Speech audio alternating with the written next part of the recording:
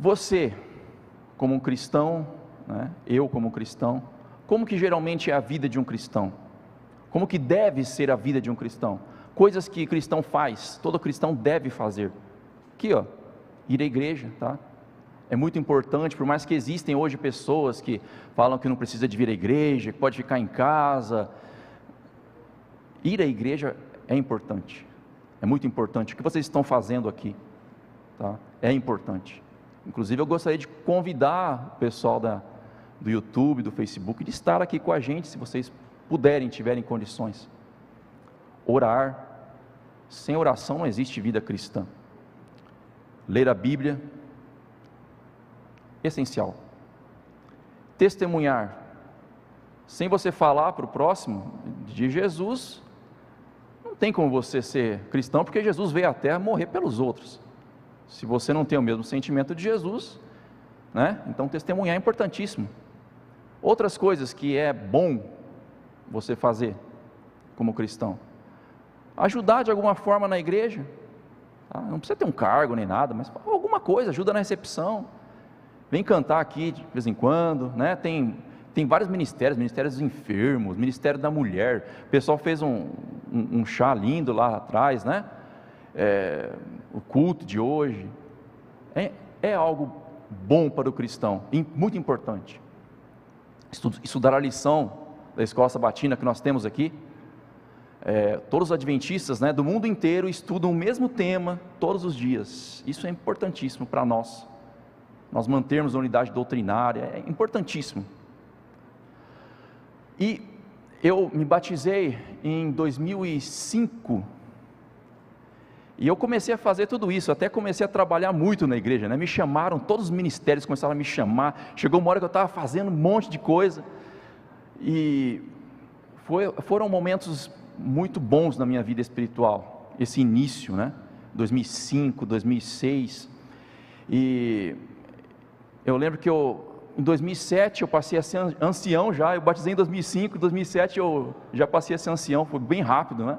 Eu era ancião jovem na época. Hoje ainda tem, né, isso aí, o ancião jovem. Só que chegou um momento na minha vida, tá difícil de ler aí, eu só coloquei para me lembrar, que eu parei para refletir sobre a minha vida espiritual, minha vida cristã. Eu lembro que a gente iniciou esse culto aqui, que a gente chamava de Comece Bem. Eu acho que até hoje a gente ainda chama de Comece Bem, né? E eu ajudava no Comece Bem. Eu lembro que a gente tinha uns quadros aqui, a gente fazia um momento de oração igual o Zeca fez. Eu tinha um momento das visitas que eu fazia, e eu estava sempre ajudando no cantar. O pessoal que é das antigas aí lembra de mim aqui participando, né? A Anitta, né? Acho que você lembra que eu até interagia com as pessoas que estavam conhecendo a igreja, e era algo muito bom mesmo. E eu lembro que lá no ano de 2008, eu e a Aline, a gente pegou o ministério da recepção, e eu lembro que esse ano de 2008, a gente teve 100 batismos na igreja. Então eu não sei como que está a quantidade de batismos agora, mas eu lembro que um tempo atrás a gente estava com 50 coisas. Foram momentos assim que a gente batizou muita gente. E aí eu lembro do pastor na época, era o Paulo Rojaime, né? Chegou para mim e falou: Eric, parabéns para você e para a Aline, o trabalho que vocês fizeram. Das 100 pessoas que batizaram, 60 disseram para mim na entrevista que a recepção foi algo decisivo para a decisão que eles tomaram. E eu pensei, cara, que legal, né? E aí eu lembro que as pessoas elogiavam, e eu comecei a me sentir bem, não só por estar servindo a Jesus, mas porque as pessoas estavam me elogiando, porque eu estava sendo, vamos dizer assim, uma referência para as pessoas. E eu lembro de um dia que eu estava parado lá na recepção. Eu tinha o costume de fazer igual a menina está lá fazendo agora. Durante o sermão, durante a pregação, a mensagem, Eu não saía da recepção, eu ficava lá porque às vezes passava algum interessado, passava, alguém que estava conhecendo a igreja, eu tinha que fazer conversar com aquela pessoa, fazer ela se sentir bem, se sentir acolhida. E eu estava lá e eu comecei a pensar, sabe, por que eu estou aqui? Por que eu estou aqui na recepção trabalhando? O que está me motivando a estar aqui? Será que isso é relevante? Eu comecei a pensar, olha, eu gosto muito das pessoas me elogiando, eu gosto muito daquele tapinha nas costas, ô Eric, bom seu trabalho. E eu percebi que esse sentimento de vaidade, ele começou a ficar mais alto, falar mais alto do que a própria voz do Espírito Santo, me motivando a fazer as coisas. Eu comecei a fazer coisas na igreja, motivado pela apreciação dos irmãos, e foi uma mudança que eu não percebi na minha mente. Inclusive eu via, eu lembro que eu era jovem, e aí eles tinham a comissão de nomeações, a comissão de nomeações assim, junta um monte de gente, sob a instrução do Espírito Santo, para escolher os líderes. E aí eu falava, eu queria muito ser líder jovem. Por quê? Porque eu vi o líder jovem lá, todo mundo, ficava, meio que gostava daquela pessoa, ela tinha carisma, e as pessoas admiravam, eu queria muito ser líder jovem, eu ia fazer muitas coisas aqui, mas não era para salvar os jovens, era porque eu queria o status, sabe? E aí eu comecei a perceber isso, e eu falei, cara, eu acho que eu tenho que orar mais, eu tenho que ler mais a Bíblia, porque Satanás, sem você perceber, ele entra no seu coração, você continua fazendo as mesmas coisas que você sempre fez, só que a motivação começa a mudar, sem você perceber, e é aí que ele te pega. Agora, será que Deus se importa com a motivação pela qual nós fazemos as coisas? Ou o importante é fazer? O que você acha?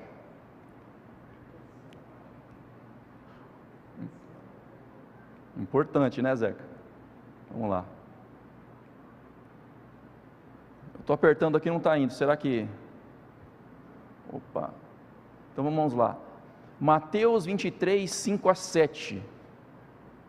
Se você puder colocar aí, acho que é melhor vocês projetarem aí, os versos. Está aqui. Vamos lá que eu vou ler daqui que é mais rápido. Aqui está falando, Jesus está falando dos fariseus, tá?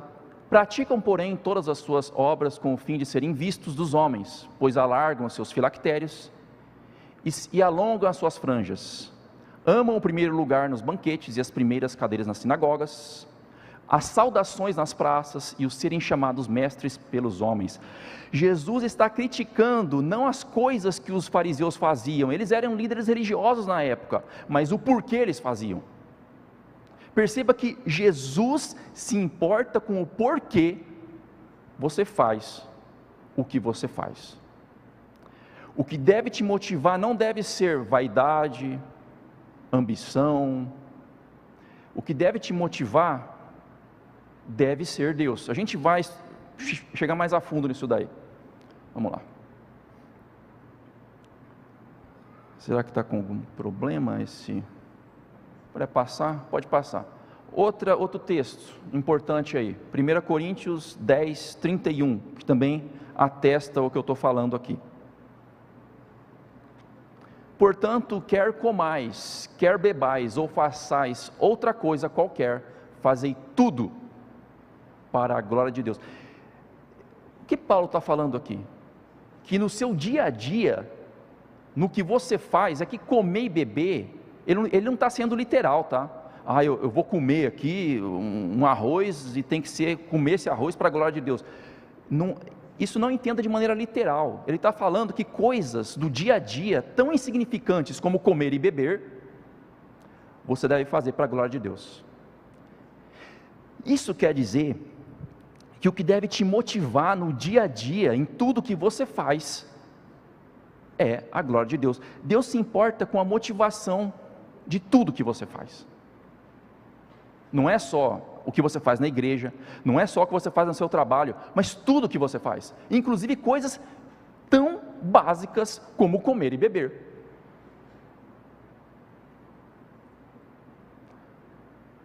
Pode passar. Quais as motivações mais comuns das pessoas que não conhecem a Deus? Mais comuns: dinheiro. Então você vive a sua vida pensando em dinheiro, poder, status. Por que uma pessoa às vezes entra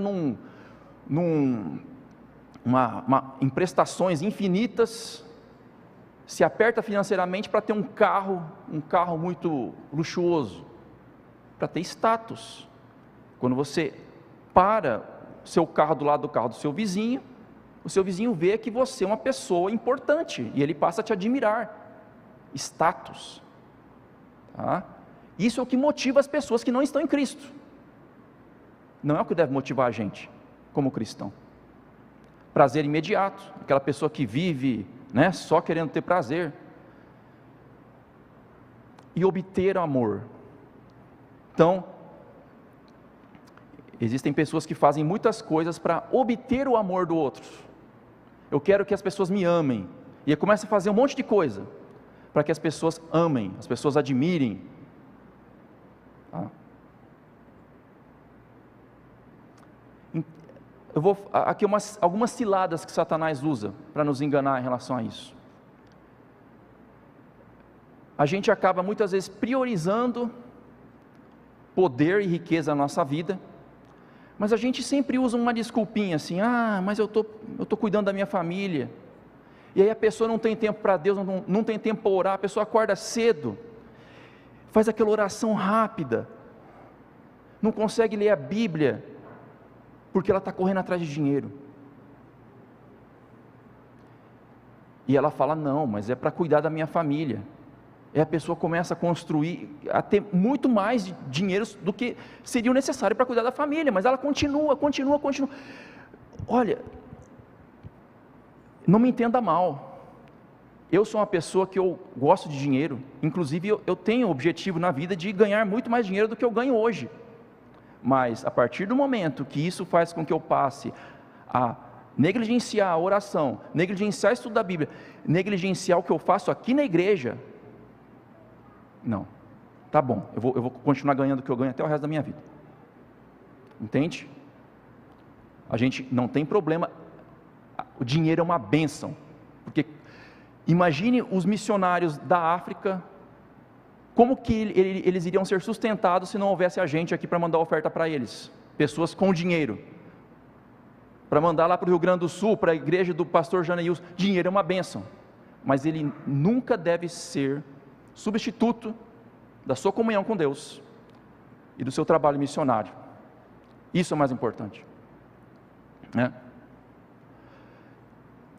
Outra coisa, porque você passar a viver a vida, pelo prazer, não pensa no amanhã, não pensa em nada, vai fazendo, vai vivendo, tipo aquele filme do Tom Hanks lá, que eu esqueci o nome dele, bem famoso, que o cara ia vivendo assim, Outra coisa, outro cilado de Satanás: engajar-se na religião por motivos egoístas. Existe isso, Eric? Existe. Existem pessoas que estão se engajando na religião para buscar algo. Eu não sei se a pessoa tem consciência total disso, mas sabe, aquela pessoa que briga para ter alguma posição na igreja, aquelas pessoas que fazem tipo um complô para derrubar um líder. Existe isso, tá? Mas nós não devemos nos espelhar nessas pessoas, e não devemos ser essas pessoas. Vamos lá, continuar. Qual deve ser a nossa real motivação para fazer tudo que a gente faz? 1 Coríntios 13, 1-3 nos esclarece isso daí. Ainda que eu fale as línguas dos homens e dos anjos, se não tiver amor, serei como o bronze que soa, ou como o símbolo que retine.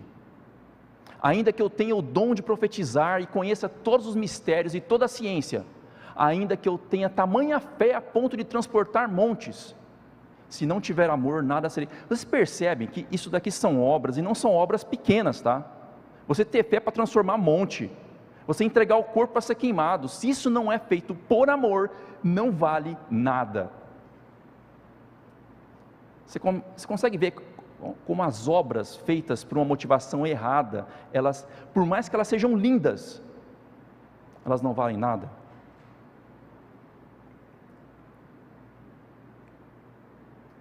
Ainda que eu distribua todos os meus bens entre os pobres, e ainda que entregue o meu próprio corpo para ser queimado, se não tiver amor, nada disso me aproveitará. Vai lá. Agora, tá. Então, tudo que a gente faz deve ser feito com amor. E quando a gente fala de amor aqui, tá? Existem 3 palavras em grego para amor: ágape, filéu e o eros, tá? Aqui a gente está falando do amor de Deus, que é o ágape, tá? Esses outros amores aí são outras coisas, não é disso que a gente está falando, tá? A gente está falando do amor, o amor que é falado aqui em 1 Coríntios 13, é o amor de Deus. Então, o que é o amor? Porque, o que deve motivar a nossa existência, a nossa vida é o amor, mas o que é o amor? É um conceito que é muito mal entendido. Eu digitei lá eu estava fazendo esses slides no Canva, né? E aí eu digitei lá amor, numa parte lá que mostra várias figurinhas, só mostra coraçãozinho, casal se beijando, coisas assim. Para o mundo, quando você fala de amor, o que vem na cabeça das pessoas do mundo? O amor homem e mulher, romantismo hollywoodiano. Esse aí é mais o eros, tá? Mas o amor bíblico não é isso. O que é o amor então? Para que a gente passe a viver isso. E como que eu faço para amar? Isso é uma pergunta relevante, gente. Tá? Muito relevante, porque a gente está sempre falando aqui, você tem que fazer as coisas por amor, você tem que ser motivado pelo amor, mas tudo bem, mas como é que eu faço para amar? Não é só falar, a partir de agora eu vou amar, não acontece nada, entende? Como que eu faço? Vamos lá. Então, primeiro, o que é amor? Vamos lá, Mateus 22, 36 a 40. Aqui um mestre da lei fazendo uma pergunta para Jesus: mestre, qual é o grande mandamento na lei? Respondeu-lhe Jesus: amarás o Senhor teu Deus de todo o teu coração, de toda a tua alma e de todo o teu entendimento. Este é o grande e primeiro mandamento. O segundo, semelhante a este: amarás o teu próximo como a ti mesmo. Destes 2 mandamentos dependem toda a lei e os profetas. Então, a primeira coisa, amor não é um sentimento. Não é um sentimento.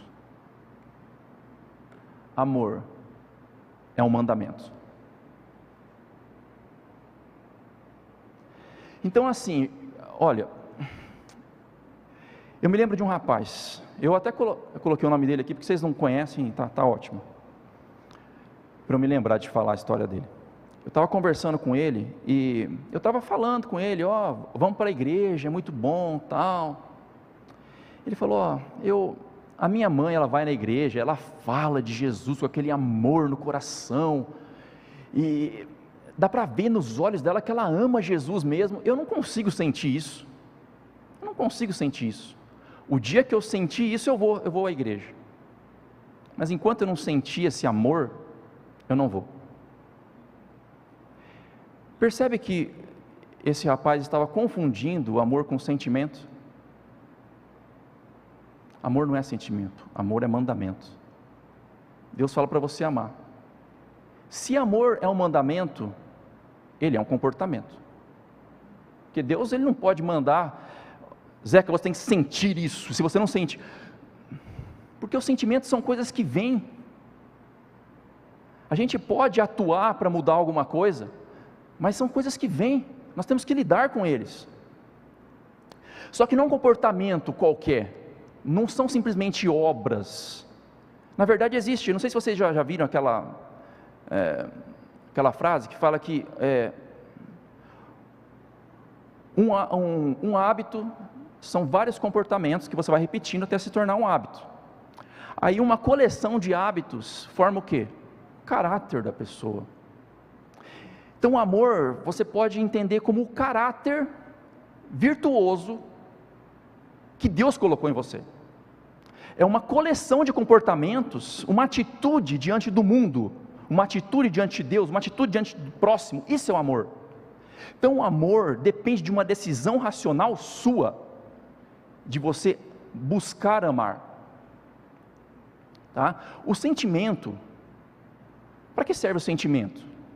Ele motiva o nosso comportamento. Eu acho quase impossível você se comportar de alguma forma sem você sentir algo.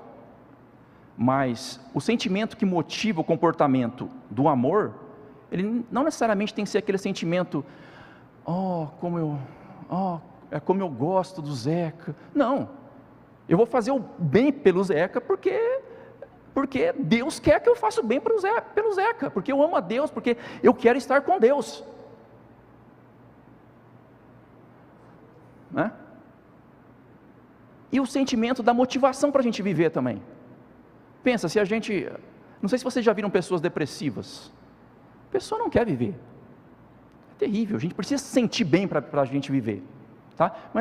Mas o sentimento, ele é um motor que vai empurrando o comportamento, mas o amor em si não é o sentimento.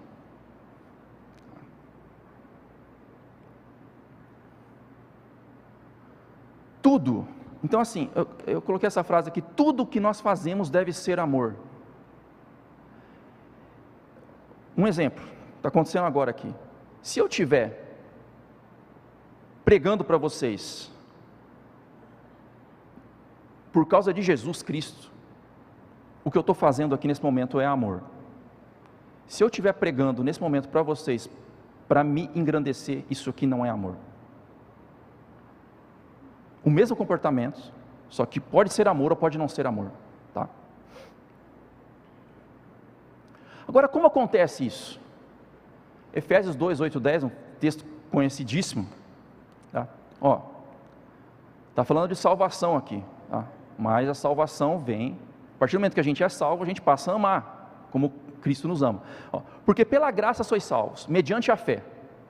Isso não vem de vós, é dom de Deus. Então a graça nos alcança. Deus nos alcança pela graça dele, pelo amor dele.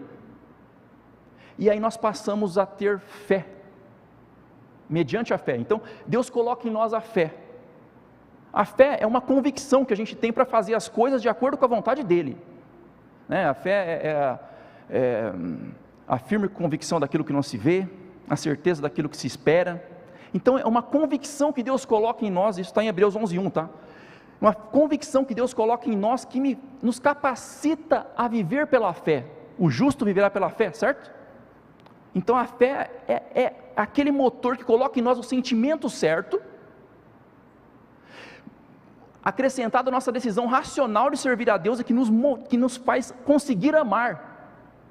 Olha aqui, não de obras para que ninguém se glorie. Pode continuar, pode colocar o 10 aí. Pois somos feitura dele, criados em Cristo Jesus para boas obras, as quais Deus de antemão preparou para que andássemos nela. Então assim, Deus coloca a fé em nós para que a gente possa andar em obras. Então a graça chega na nossa vida, nos dá a fé, e a fé é transformada em obras. E as obras a gente pode equiparar aos mandamentos. Quando a gente obedece o mandamento, a gente está fazendo boas obras. Quando a gente não obedece, nós estamos fazendo más obras. Que a gente pode equiparar ao amor, um conjunto de obras que são impulsionadas pela fé, a ponto de serem tão frequentes, que fazem parte do nosso caráter. Isso é amor. Então quando você pensa no não matarás, por exemplo, eu não mato ninguém. Se você interpreta o mandamento desse jeito, que o mandamento não matarás é só não matar alguém, isso daí, você está interpretando de uma maneira carnal. Porque o que o sexto mandamento, por exemplo, fala para a gente? Todos os mandamentos, eles são escritos de uma maneira negativa, na tábua de pedra, certo? Porque aquele instrumento lá que Deus escreveu na tábua de pedra, é um instrumento para condenar. Mas os mandamentos têm a sua versão positiva. Então o que Deus diz para a gente com o 6º mandamento? Você tem que viver de uma certa maneira que você dê vida às pessoas. Quando você conversa com alguém, né? Eu lembro quando eu interagia com a dona Bruna, eu tentava passar algo bom para ela, fazer com que ela se sentisse melhor aqui na igreja, para que ela tenha mais vida, sabe? Eu tentava fazer isso quando eu estava na recepção naquele tempo. E é isso que é o mandamento, isso é o amor. Não importa como você está se sentindo, se seu coração bate forte quando você pensa em Jesus, se não bate forte, não importa, o importante é você ser motivado pela fé, e a fé não se confunde com o sentimento. Muitas vezes o sentimento que você vai sentir quando você estiver exercendo a sua fé, não vai ser um sentimento bom, porque Jesus fala para a gente tomar a nossa cruz, e seguir Ele. Você acha que o sentimento que Jesus estava sentindo na cruz era uma coisa boa? Mas muitas vezes o sentimento ruim nos leva a ter comportamentos bons, inclusive a amar.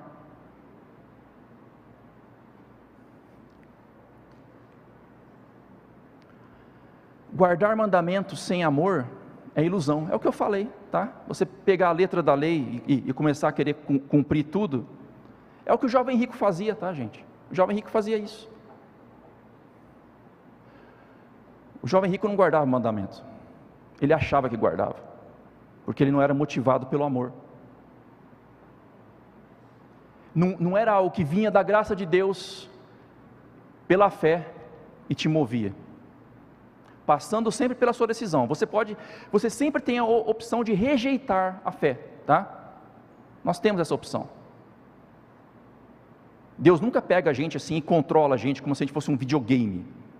Nós temos o livre-arbítrio de sempre rejeitar a fé e não exercer amor. Nós sempre temos essa opção. Olha aqui, ó. Olha o que Paulo fala em Romanos 14, 23. Tudo que não provém de fé é pecado. Esse texto ele é um texto que, vamos dizer assim, ele é um texto negativo, mas similar ao texto que fala que o justo viverá pela fé. 3 vezes na Bíblia esse texto, o justo viverá pela fé. Então assim, tudo o que a gente faz, se for motivado pela fé, se for motivado pela fé que a gente recebeu de Cristo, em comunhão com Ele, nós estamos amando. Nós estamos amando.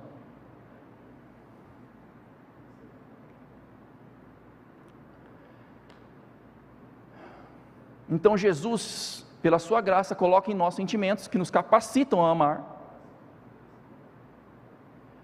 Mas amar é uma escolha.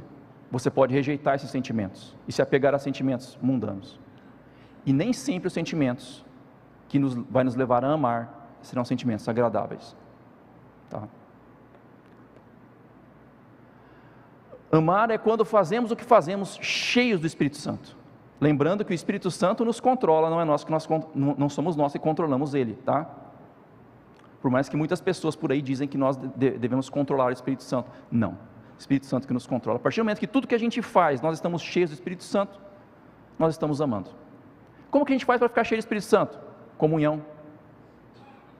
Lá na sua casa, de madrugada, você se ajoelha, você fala com Deus, você clama para Ele: Senhor, por favor, me encha com seu Espírito. Eu quero viver a vida no Espírito. E você abre a palavra, e você: Senhor, fale comigo agora, eu vou ler sua palavra, por favor, fale comigo. E você começa a perceber que Deus está falando com você.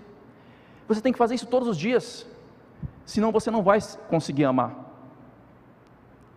O que você vai fazer, se você não tiver comunhão com Ele, é simular um amor. E aonde o amor nos leva? Mateus 28, 18 a 20, acho que muitos de vocês sabem de cor esse texto. Jesus estava prestes a subir, ele ia embora, e assim, era um momento crucial na vinda de Jesus aqui na terra, né? Porque ele passou 3 anos e meio pregando, e os discípulos não entendiam nada do que ele falava. Ele falou várias vezes que ele ia morrer, tal do Pedro não entendeu, e aí ele ia para o céu deixar os discípulos aqui para pregar o evangelho para o mundo inteiro. Era um momento crucial, porque se aqueles caras continuassem sem entender as coisas, ia ser um fracasso, nós não estaríamos aqui hoje. Mas olha o que Jesus fala, aproximando-se, né? Então imagina que ele chegou assim, para olhar no olho mesmo, olhando no olho. Toda a autoridade foi-me dada no céu e na terra. Você está falando com Deus, tá bom? Você está falando com Deus. Eu tenho toda a autoridade em todo o universo. Ide, portanto, e fazei discípulos de todas as nações, batizando-os em nome do Pai, do Filho e do Espírito Santo, ensinando-os a guardar todas as coisas que vos tenho ordenado. E eis que estou convosco todos os dias, até a consumação do século. Então primeiro ele fala, eu tenho toda a autoridade, eu sou Deus, eu criei tudo que você vê, eu quero que você vá, e você ame as pessoas, você abençoe as pessoas, você traga as pessoas para mim, e eu vou estar juntinho de você quando você estiver fazendo isso. E ele falou isso e foi para o céu. E o que aconteceu? O cristianismo explodiu no mundo inteiro, glória e graça. E esse é o atestado de que isso que Deus está falando é verdade, que Jesus falou é verdade. Ele vai estar com a gente mesmo quando a gente viver o verdadeiro amor,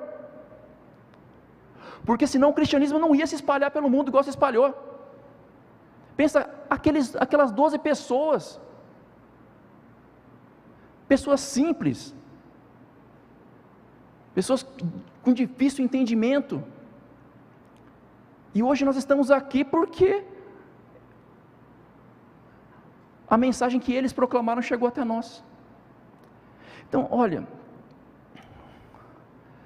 deixa eu ver se está aqui.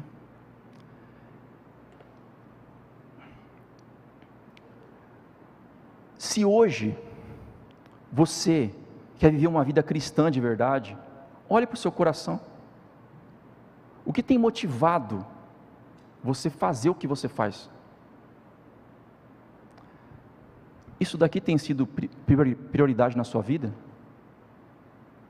Essa é uma pergunta que eu gostaria de fazer para vocês. Tem algum amigo seu que você tenta aproximar ele de Jesus? Seus filhos, eu tenho 2 filhas, você tem buscado aproximar seus filhos de Jesus? Isso é prioridade, você se relacionar com as pessoas, levando elas para Jesus? Isso é prioridade para você? É a pergunta que eu faço. Porque da mesma forma que Jesus amou você a ponto de te salvar, acho que muitos de vocês lembram onde vocês estavam antes de conhecer Jesus, né? Não era um lugar bom. Eu lembro de onde eu estava. Eu sei como que Jesus me resgatou e as pessoas que Ele usou para isso. Agora Ele quer usar você para resgatar outras pessoas.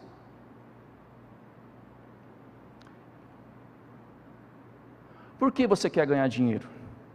Perguntas para deixar aqui para você. Por que você quer dinheiro? É para você comprar um carrão e sair desfilando por aí? Ou você quer ter dinheiro para abençoar as pessoas? Não há problema em a gente querer ter conforto, gente, não tem problema nenhum. Eu tinha um carro popular um tempo atrás, agora comprei um carro um pouco melhor, estou todo feliz com o câmbio automático lá, por mais que é velho meu carro, o câmbiozinho automático lá é uma maravilha. Mas eu estou tirando dinheiro da pregação do evangelho para colocar no carro? Eu estou negligenciando a pregação do evangelho, minha oferta na igreja, para colocar no carro novo? São reflexões que a gente faz, tá? Por que você quer um bom emprego? Para às vezes você ficar lá o chefe, né? Eu já fui chefe um tempo, né? As pessoas chegam perto de você querendo, né? Às vezes é que você goste dela para você ter alguma vantagem. Acontece isso, e tem gente que gosta disso. Eu gostava muitas vezes quando acontecia isso. Por que você quer muitas vezes você quer um cargo na igreja? É algo para você refletir, tá? Algo para a gente refletir. Olha, eu falei, é muito bom a gente trabalhar na igreja. A gente tem um cargo na igreja, é uma maravilha. Eu tenho um cargo na igreja, mas a gente tem que estar sempre analisando nosso coração. O que está motivando a gente? Por que você quer amigos? Você quer amigos para você se relacionar, ter momentos bons, felizes, para vocês se aproximarem de Jesus juntos? Ótimo. Se é só para você ter pessoas para ficar te autoafirmando, não. Por que você quer se casar, por exemplo, né? Ou várias outras coisas. Eu me lembro eu coloquei aqui para terminar, eu me lembro assim, para quem me conhece, e alguns de vocês aqui talvez me acompanham lá no Instagram, né? Eu tenho uma banda cristã que eu gosto muito, que se chama Casting Crowns. Ela não é adventista, mas eu gosto muito deles. E eles são assim, aquelas pessoas que enchem estádio. O cara canta lá assim, estádio lotado, assim, aquele monte de gente, aquela coisa. E eu lembro que perguntaram para ele numa entrevista com esse rapaz chamado Mark Howell: mas como que você não enjoa de ficar toda vez cantando, né? Porque eles têm shows, sábado, domingo, terça, quinta, sempre. Se você olha a agenda dos caras, é o tempo todo, shows lotados. Você não enjoa? Como é que você se sente? Você não se engrandece, também não se envaidece? Ele fala assim, todas as vezes que eu vou cantar, eu estou ministrando na vida das pessoas. Então, eu estou lá, aquela multidão assim, eu começo a cantar e prestar atenção nos olhos das pessoas. Eu peço para Deus me mostrar quais são as pessoas que estão precisando de uma mensagem minha. Então eu começo durante o show, a orar por aquelas pessoas, e começo a falar palavras para que Deus me use na vida daquelas pessoas, porque eu estou aqui para transformar a vida das pessoas. É o que eu estou fazendo aqui agora, gente. E todos nós passamos por essa luta, por esse tipo de luta, mas o nosso grande objetivo de vida deve ser amar a Deus e amar o próximo. E eu pergunto, por que o que você faz? O que você faz? É o Espírito Santo te motivando? Ou são desejos egoístas? Olha, eu não estou aqui querendo dizer para vocês, gente, que a gente vai ser perfeito, tá? Eu vou sair aqui agora, né? Nunca mais vou ter uma motivação errada na minha vida. A nossa natureza pecaminosa está aqui. O inimigo de Deus está aqui. Está aqui. Ele está sempre na espreita. Mas se a gente buscar a Deus todos os dias, em oração, a gente consegue minimizar a nossa natureza pecaminosa e maximizar a natureza de Cristo em nós. E nós seremos então capacitados a amar e a abençoar a vida das pessoas. Nós temos uma mensagem musical, ou é só Zeca, oração. Então vamos nos colocar em pé para orar?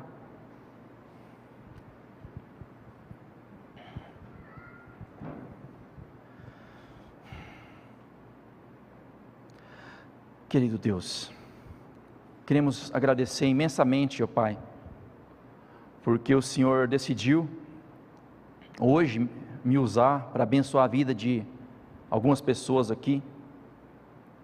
Obrigado porque essas pessoas decidiram vir à sua casa. Eu sei que muitas vezes quando a gente quer vir à igreja, muitos empecilhos acontecem justamente porque o inimigo não tem interesse que a gente venha à igreja. Mas obrigado porque essas pessoas estão aqui. Obrigado porque existem pessoas que estão assistindo a esse vídeo na internet. E obrigado porque o Senhor tem a cada dia mais chamado a gente para estar mais próximo de Ti. O Senhor tem feito maravilhas na vida de cada um aqui. Muitas vezes nós não percebemos, Senhor, e pedimos perdão por isso.